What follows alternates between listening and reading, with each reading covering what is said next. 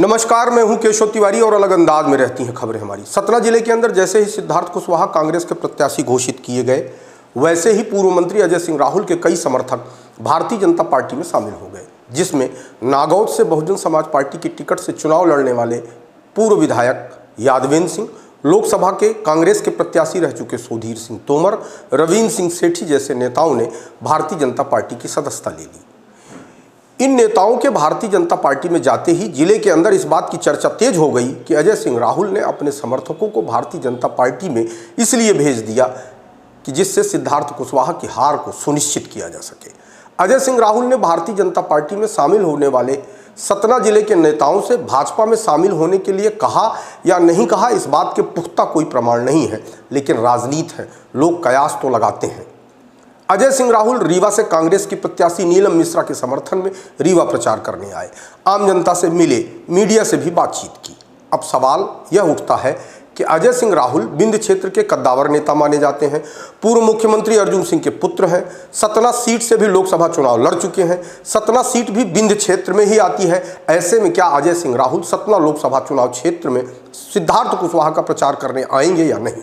वैसे इस बात की संभावना कम है कि अजय सिंह राहुल सिद्धार्थ कुशवाहा का प्रचार करने आएंगे, फिर भी क्षेत्र के बड़े नेता हैं और सतना लोकसभा क्षेत्र में राजपूत वोटों के अलावा अन्य समाज पर भी अजय सिंह राहुल का प्रभाव है। क्या व्यक्तिगत मतभेदों को भुलाकर अजय सिंह राहुल सिद्धार्थ कुशवाहा का कांग्रेस के पक्ष में प्रचार करेंगे या नहीं, यह अपने आप में एक बड़ा सवाल है। हालांकि 4 अप्रैल को सिद्धार्थ कुशवाहा अपना नामांकन दाखिल करेंगे।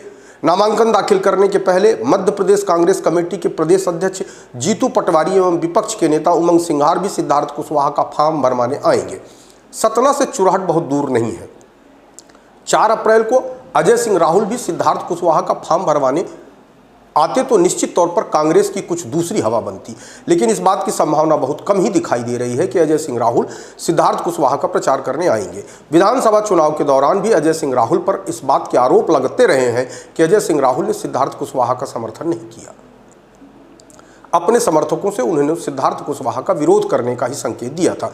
बावजूद इसके सिद्धार्थ कुशवाहा सतना विधानसभा से चुनाव जीत गए।